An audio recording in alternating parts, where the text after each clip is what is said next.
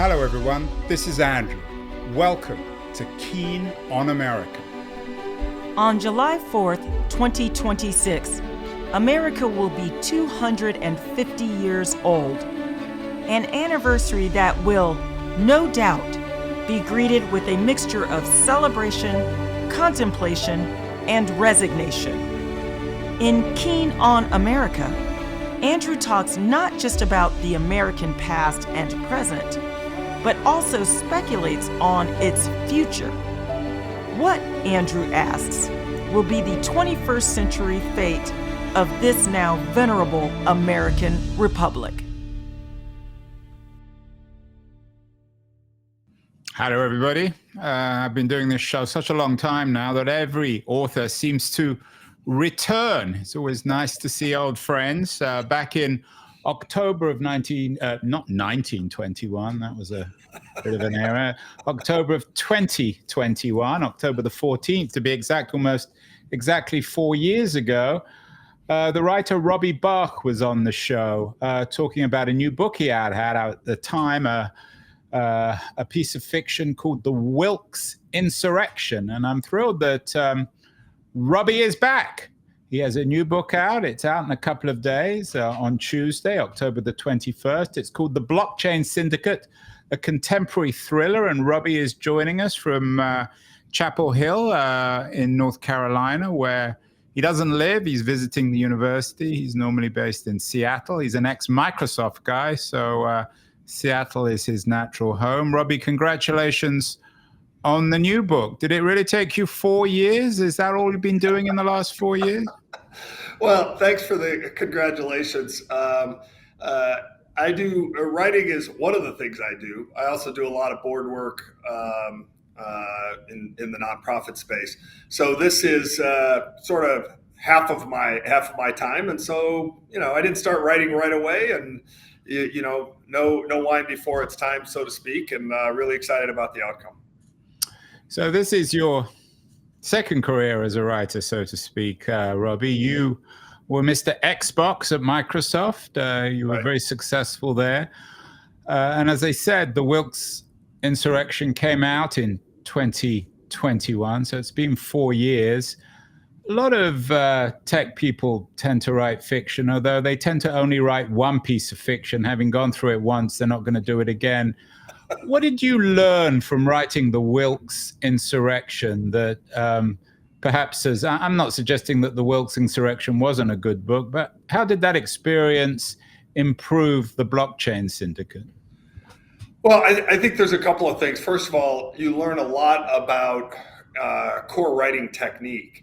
In Wilkes Insurrection, I did the right thing, which was to really understand the background of my characters, but I did the wrong thing as a first-time author, which was in the first draft of that book, I tried to include all of it in the book. So the first draft of that book was 550 pages.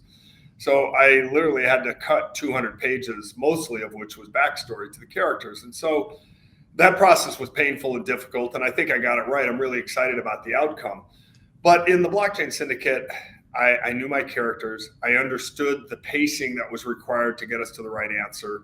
And in fact, in the editing process, I was able to add a little bit more depth to the characters in the editing rather than trying to decide what things to take out. And I think it's always better as an author to be in the mode of enhancing rather than the mode of reduction. So really excited I love Wilkes Insurrection, really excited about this as a sequel.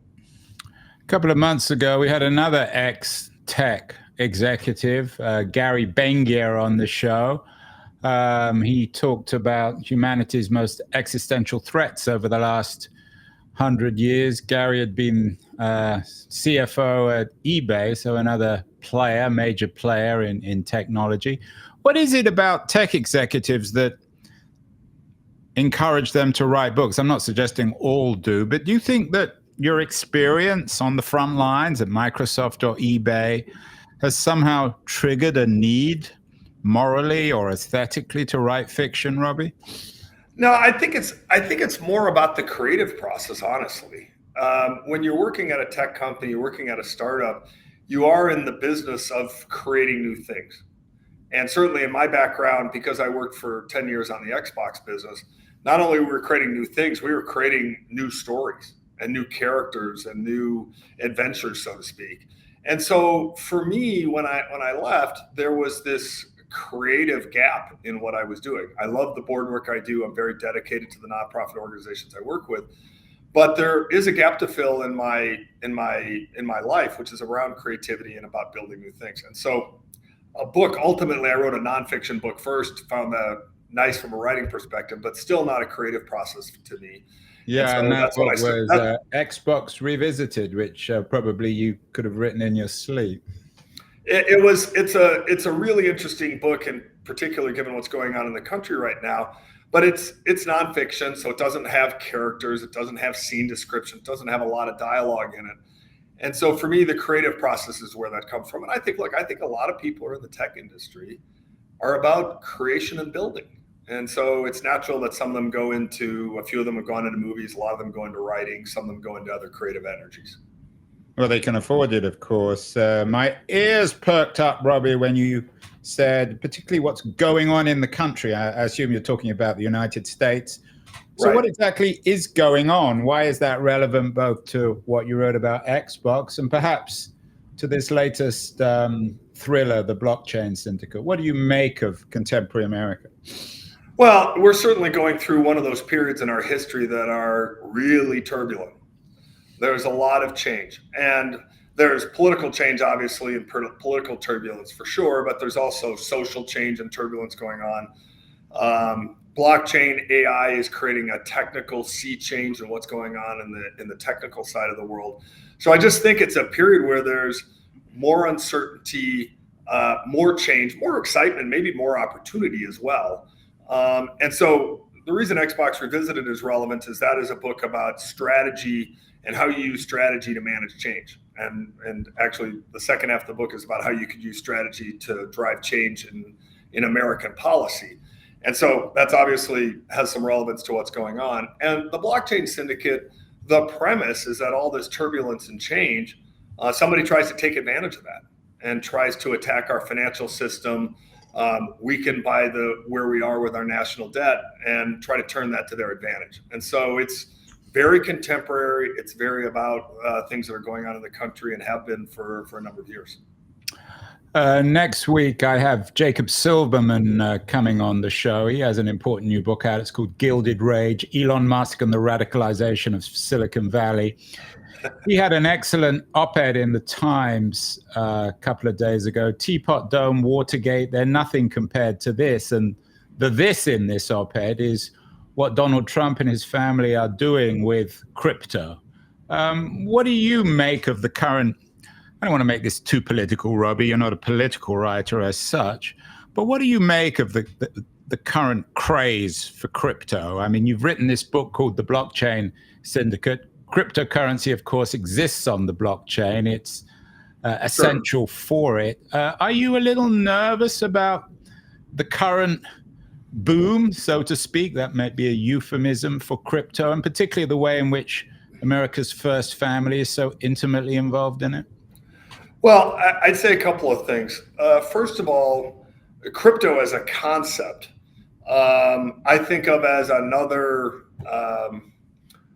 resource that people can invest in, and not dramatically unlike gold or silver or any other natural resource that's a commodity. Jumping in here, Robbie, except, and you know this better than I do, it's not real like gold or silver. You can't put crypto in a safe. I mean, you can put some numbers in, but you can't put a physical thing in. No, you're right, except that's of course correct, except people's mindset in a digital age are that digital things are as real as actual things. And whether you agree with that or not, and I'm of a generation where that seems silly. That's why I don't invest in crypto. But there are people who see that as a valid asset. So there's the question about crypto itself, which I think of as just a different type of investment vehicle. I think it's highly risky. I think it's highly speculative, but many commodities are that way. And then there's a second question, which is, are some people turning it into a grift? And I'm not the specialist on this, but what's your instinct, Robbie? My instinct is that there's definitely a giant grift here. And I think giant grift. That's my headline for this conversation. Well, look, I just have to call it as I see it. I do think that people try to take advantage of the situation. Technology. Although it's funny, I had a show a couple of weeks ago on grifting, and I noted that with Robert Redford's passing, I rewatched The Sting, one of the great movies of the 20th century, late 20th century. And it was a movie that was sympathetic to the idea of grifting. These days, we're less sympathetic, but maybe there's something instinctively, intuitively American about grifting, especially when it's the good guys or the supposed good guys who are doing the grifting. Well, I think there's the ultimate question on any of these topics is who's getting grifted. And in some ways in The Sting, they managed to turn the guy who was getting grifted into a bad guy. And they turned the griftees into a good guy. And so there's this subtle protagonist-antagonist thing that goes on when you're in the creation process. And the writers of The Sting and the actors, obviously, were able to turn the person whose money was being taken into the bad guy and make us sympathetic to the people who are doing the grifting. And so I think there's a little bit of a clever Hollywood turn there that takes place. When I think about the standard grifting, the people you worry about are people who are vulnerable, people who are older, people who are investing their savings in places they should, things like that. And that's the question you have to ask about what's going on in the world today, is how much of that is going on. Yeah, and I was around in the 90s where in Silicon Valley, you were around too, where cab drivers were talking to you. We had cab drivers back then, that was pre-Uber, talking to you about the value of Yahoo stock. It was clearly the time to sell, just as Joe Kennedy back in, I think, 1928 or 29 sold his stock when cab drivers were talking to him. So clearly it's always the weak, the ignorant, the less powerful who are grifted as opposed to the grifters. And the way I think about this, and I think about Tamika Smith, who's my protagonist in the blockchain syndicate and the Wilks. And in Wilks, yeah. Tamika has a career. She does, and in many respects, she would see herself as somebody who's trying to protect those people. There's the old truism, Robbie, that when you play cards and you sit around a table and you're not quite sure, when you're gambling and you're not quite sure who the fool guy is, it's usually you. In the blockchain syndicate, are they grifters, and who is being grifted? Well, it's not really so much in the blockchain syndicate. It's not so much people being grifted as it is a series of bad characters who are trying to take advantage of the financial system, who are trying to use it to their benefit, who are trying to bend technology in a way that hides what they are doing. And they are trying to build a classic money-making scheme off of that. Some of them actually have more incentives than just the money-making, but the primary antagonist, Lee Bowen, is about making money. And he's figuring out how to turn the financial system in his way. The book, just to be fair, doesn't explore too much who would lose, but it certainly poses some clear points of view about who would gain in what he tries to do. And he's very personally attached to his personal wealth.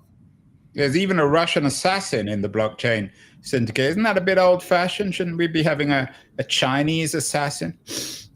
Well, it's an interesting question. You'll find in the detail that there's actually a Chinese angle in the blockchain syndicate as well. I should hope there is. And the FBI is not exactly sure which side is responsible for these things. Look, I think, what's old is new. And what's happened in Russia since the fall of the Soviet Union is a re-rise of a Russian oligarchy, so to speak, that it has intentions on expanding its influence and control. And so they will do that in any way they can. And the FSB, I'm sure, is quite as active as the KGB was in older days. The current American administration, I'm not going to name any names, seems rather suspicious of traditional crime-busting institutions like the FBI and the CIA. You have institutions like that in the blockchain syndicate. Should we maybe is one of the unspoken assumptions in this book. I mean, it's not a polemic, but perhaps one of the political ramifications is that institutions like the FBI and the CIA are still reliable, and without them, we have nothing to deal with major international crime. Well, what I would say is this: leave aside what you think of like the current leadership at the FBI or the exact leadership at the CIA today. Let's set that aside just for a second. Those, for our country to be safe long term, and for our country to have less crime and more safety, both internationally and domestically, those institutions have to operate well. We count on them to operate well. There is not a replacement for them. So if your view is that they're not working well today, then we need to understand that and fix it. If your view is they weren't operating well 10 years ago, we need to address that. But those are the vehicles for our national security, and along with the NSA and a few other organizations. So if we don't think they're credible, we have to make sure that we fix that. I in my books, the FBI is quite credible at what they do, and they have shortcomings because they're an institution. And I have a little character named Bryce Roscovich, who is a white hat hacker who secretly helps them along doing things that they can't do. Speaking of white-hatted hackers, 100 years ago, of course, out of the ruins of the First World War, the American federal government created first the FBI and then the CIA. Do you think 100 years later, we, the American state, needs to build some sort of, shall we say, white hat hacking network suitable for the challenges of the 21st century, whether they're blockchain related or AI or any of these other advanced technologies? Well, I'm not a specialist in our digital security arrangements within the government, but I would be shocked and massively disappointed if the NSA, the CIA, and the FBI already did not have a massive digital security effort underway. And I know for sure that they work closely with people like Microsoft and Google and others who have internet security issues of their own. So my belief, my strong belief, is that those things are already in place. You don't hear much about them. They're not made famous in movies like traditional spies are. But I think we have digital espionage people hard at work. That would be my guess. Is your heroine, who features both in the Wilkes insurrection and the blockchain syndicate, is she as savvy as you are on the tech front? No, I would say she's not. That's not part of her background. In fact, Tamika and I don't have a whole lot in common, honestly, other than maybe our political values, perhaps. But she is Black. She served in the military. She comes from a military family. She's a woman. I am none of those things. And so, well, judging from one of the photos when you left Microsoft, some people might. No, that's not me. That's not me. That's a guy that's named not Jay you. Allard. For people watching, there's this photo of a man with long hair. I didn't think it was you, but the photo suggested it was. That's a guy named Jay Allard, who was my partner in crime on Xbox, a brilliant technologist who now works, interestingly, at Amazon. So is there a little bit of fantasy maybe in the creation of this Black female who isn't tech savvy? Well, she's grounded in fact. So I've done a lot of research with folks in the military. I've done a lot of research, and I'm actually involved in a number of policy-related organizations. So she is grounded in fact. Her role in the Air Force is a real role. The way she acts is consistent with the way someone in the military would act. Her father was a general in the Air Force, and then retires during the Wilkes insurrection. So this is all what I try to do with these fictional characters is I try to ground them in fact and in place and in time, but the specific people are all made up in my head. And Tamika is a character of my own creation at a sort of a cultural and interpersonal level. There's a debate, I'm sure you know it, within the literary community. Somebody like Lionel Shriver has got into trouble about it, suggesting that writers don't have, so to speak, the right to create characters that they know nothing about. So are you endangering yourself when it comes to being criticized by what some people call the woke crowd for creating a black female heroine when you're a white male? Well, I think there's a couple of things. One, I don't claim to have any unique skill at creating that particular character. There isn't a single character in any of my books who are me. So the guy who's the head of the FBI is not me. The guy who's our white hat hacker is definitely not me. Tamika Smith is definitely not me. If you're a fiction writer, you are creating people most of the time who may have little elements and pieces of yourself in them, but who are fictional.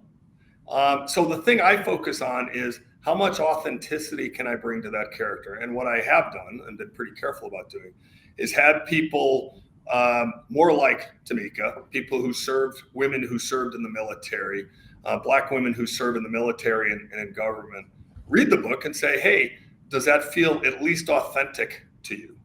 And I've had great positive feedback about that. But it's just like anything else. I could have somebody critique me for writing about Bryce Roscovich. I'm not a hacker. And they could critique me and say, well, why do you have the right to write about a hacker? You're not one.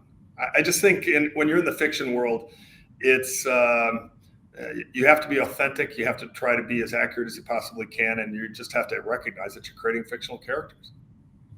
As I said, you were last on the show back in 2021. Those days, everyone was talking about Web3 and blockchain. Now, 4 years later, all you ever hear about, and again, don't need me to tell you this, is AI. More and more fears now that we're in an AI bubble, a collapse, or indeed even not just of tech, but of the whole world economy through AI. If you were starting this book again, might you call the blockchain syndicate the AI syndicate? Is blockchain a bit old-fashioned these days, Robbie? Well, look, it's hard to think of that tech as being old-fashioned given the prevalence of its usage and the role it plays in the economy. So I think it's absolutely current. Now, is AI current as well? Yes. And is there small AI elements in my book? The answer is yes. But I chose blockchain at the beginning of the writing because it's so central to what's going on in, as you pointed out, crypto, but in a whole set of other areas where the core blockchain technology is actually really important and quite powerful. And it's part of the theme of what I write, that technology is neither good nor bad. Technology is just tech, and it's a tool. And some people will use it for good and some people will use it for bad. And this is just another example of blockchain being a tool that can be used for good and is used for good, and a tool that can be used for bad. Although some people would disagree. We've had a number of guests who suggest that AI in particular reflects values. It's not just technology. The technologists who build it, for better or worse, put their own values into it. Is that also true for technologies like blockchain? I wouldn't profess to know specifically at blockchain. I will say the following. Every piece of tech that gets created has some element of the creator's social norms and values in it. You know, think about social media for, you know, just as a perfect example. The whole set of technologies that are involved in social media, so much of the fight around social media is about the norms and cultural barriers it has broken. And so I think it commonly thought almost every technology has some element of quote unquote the creators in it. I think what people struggle with AI on this front is, you know, some people position AI as thinking, as sentient thinking, and that is troubling for people for reasons that are obvious and quite logical. You know, I don't think we're there yet. I'm not enough of a visionary to know if we'll actually get there. But I still believe AI is a tool that has great value, and there's things you can use it for that are really good. And yes, in fact, it can be used for devious purposes if people choose to do that. But should we be surprised that blockchain has become a darling of libertarians, people who don't like central government? Because by definition, it's decentralized. Yeah, and yeah, people have adopted. People who like that technology, by and large, don't believe in central control. That's not super surprising. It's one of these weird dichotomies, though, that I wrestle with a little bit in the book, which is blockchain in some ways is the ultimate form of transparency and decentralization, as you actually propose. But it's also the ultimate obfuscation, Right. because Exactly. you can't see who the people are. So, if I were having a conversation with somebody who had that libertarian view, I would say to them, hey, I respect your right to do what you think and to believe in less government and all those kinds of things and less central control. But I don't think that means you have the right to be anonymous in the actions you take.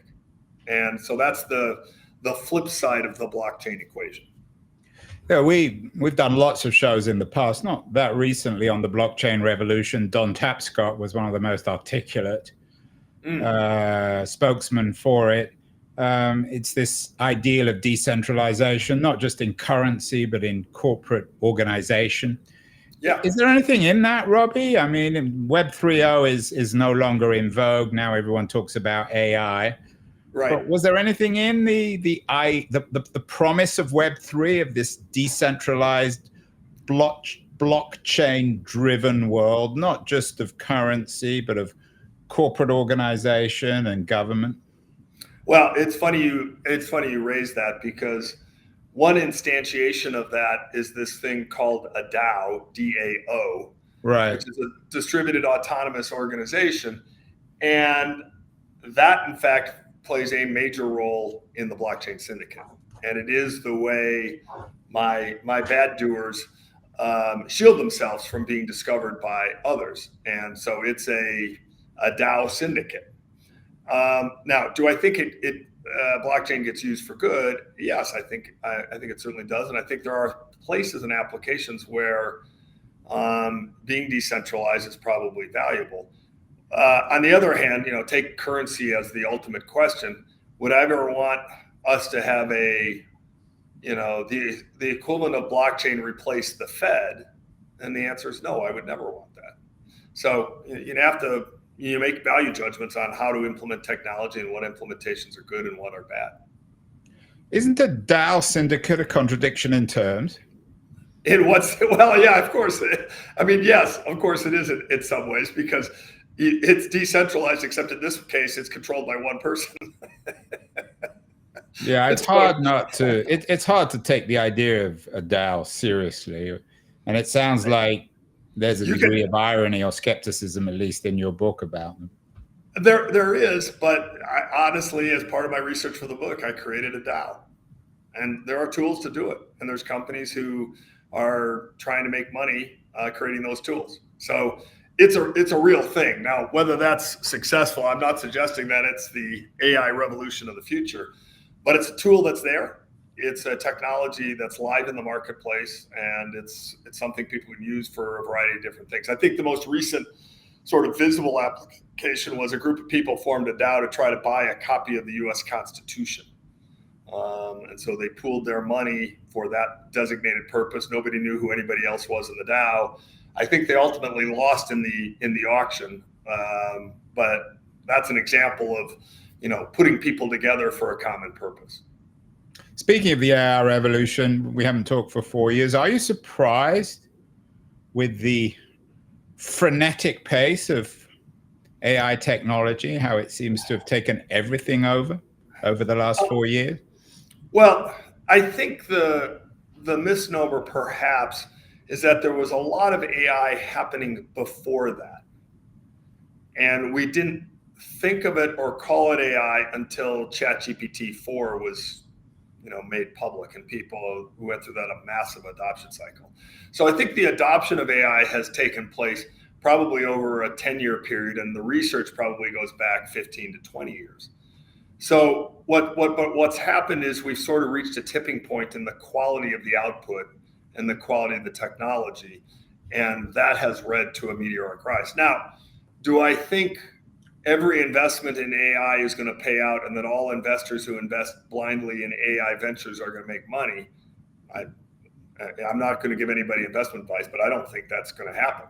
I think there's going to be people who are going to lose. And whether the quote unquote bubble bursts, there will be a reckoning and a sorting of those investments so that there are winners and losers. Right now, everybody's a winner. So we are in a bubble, in your view? I think we're in I think bubble's always such a strong term because everybody knows bubbles pop and they always assume that's going to be some explosive event. I think we're in a place where people are investing in lots of things, probably at valuations that are a little unsustainable, and there will be a sorting. Some of those investments will pay out. But I think a large number of them won't. And that sorting is going to happen over the next year to 18 months.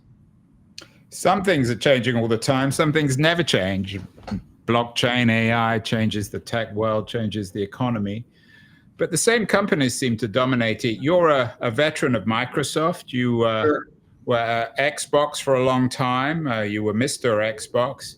Are you surprised with the way in which these big companies stick around? Microsoft is obviously a very good example. Google, which was supposed to replace Microsoft, and now is supposed to be replaced by AIs, is still hanging around. How do you explain the longevity of a company like Microsoft? Well, if I think about Microsoft, you kind of have to divide it up into multiple generations of things. I mean, what to me is powerful about Microsoft is their ability to shift gears over time. So the original company was based on the back of DOS, disk operating system that ran PCs early on. And then the company went through this dramatic shift to graphical applications and to Windows. And everybody forgets, everybody says, oh yeah, well, that was easy. That was a very traumatic, difficult shift to make. A really hard transition. And the company did that successfully.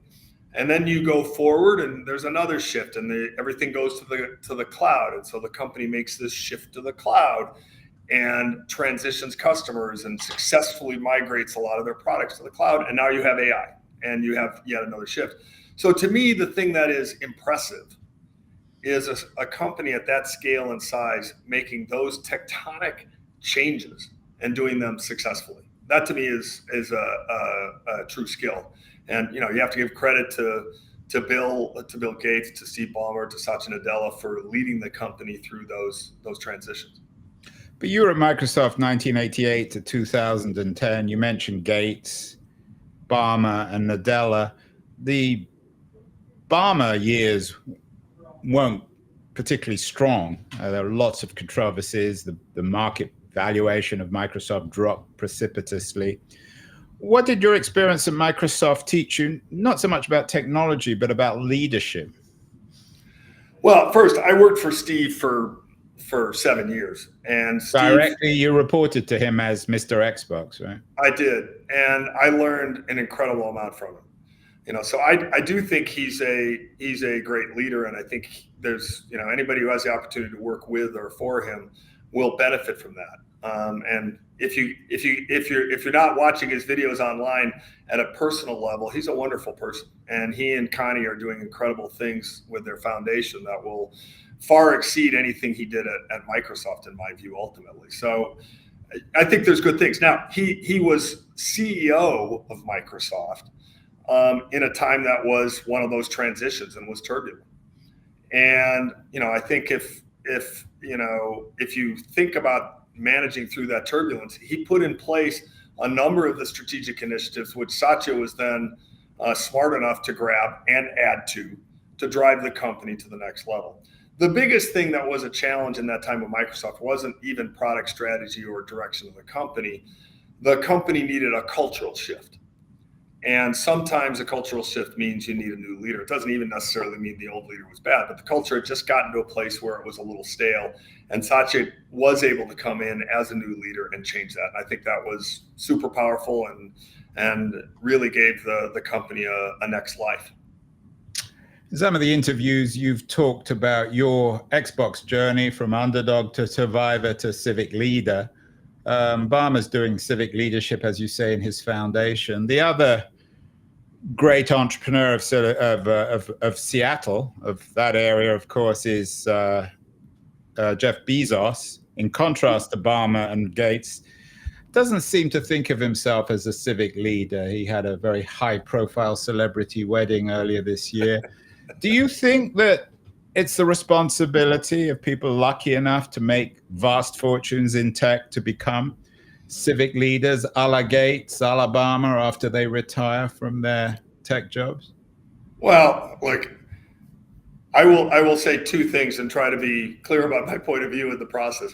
I do think everybody gets to make their own choices. So, Jeff and others who have chosen thus far not to be as involved in civic activities as some, they earned those choices by doing great work. So I will respect those people. At the same time, I will say that I personally have always felt a need to give back. I think people who are successful, even if they're not financially successful, people, if they just have success in life, have a lot to share. And I have certainly felt a obligation to give back. It's why I spend so much time with Boys and Girls Clubs of America and Habitat for Humanity and the Bipartisan Policy Center. I feel that desire and urge. And, you can't fake that. So if it's not something you feel, it's a little tough to say, well, I'll just go create a foundation to pretend. You either have that feeling or you don't. Final question, Robbie. The book is out in a couple of days, The Blockchain Syndicate. As I said, you ran Xbox for many years. Why'd you bring a book out? Why not just turn it into a video game so people can play it on Xbox? I know that a few days ago, Microsoft just brought out its first ever handheld Xbox console. Since you're such an expert, one of the pioneers of gaming, what's the value of a book as opposed to a video game? Well, there's two sides to this. One is you have to look at the creator. So I am and have always been, and I don't toot my horn much, I'm a good writer. I know how to write. It's a skill I've had my entire life. I had to learn how to be a fiction writer, so that's an addition to my skill. But my core ability and my core communication skills are in writing. I know next to nothing, honestly, about the technical parts of writing code. I have no engineering background. I'm a business and even though you're at Microsoft for 22 years? Well, here, I'll make an important distinction. There are tons of people at Microsoft who are technologists, people who write code, who understand code, who are deep into the bits and bytes of how things work. And then there's a bunch of people like me who are product people, who see a created product and understand how to shape and form that, understand how to bring that to market, understand how to sell it. I think of myself as a product person, not a technical person. So for me to turn something into a video game would basically mean I would license the IP to somebody who knew how to do the creation process for video games. And I'd much rather use my core skill set in writing and create something that's interesting.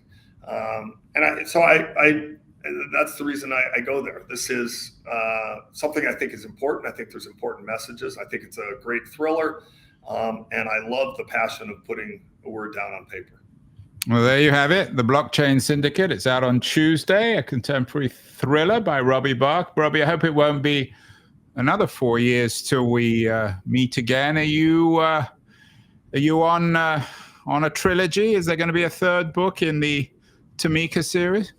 Well, I will just say this. I mean, I assume I don't want to give away the story, but I assume she survives the book.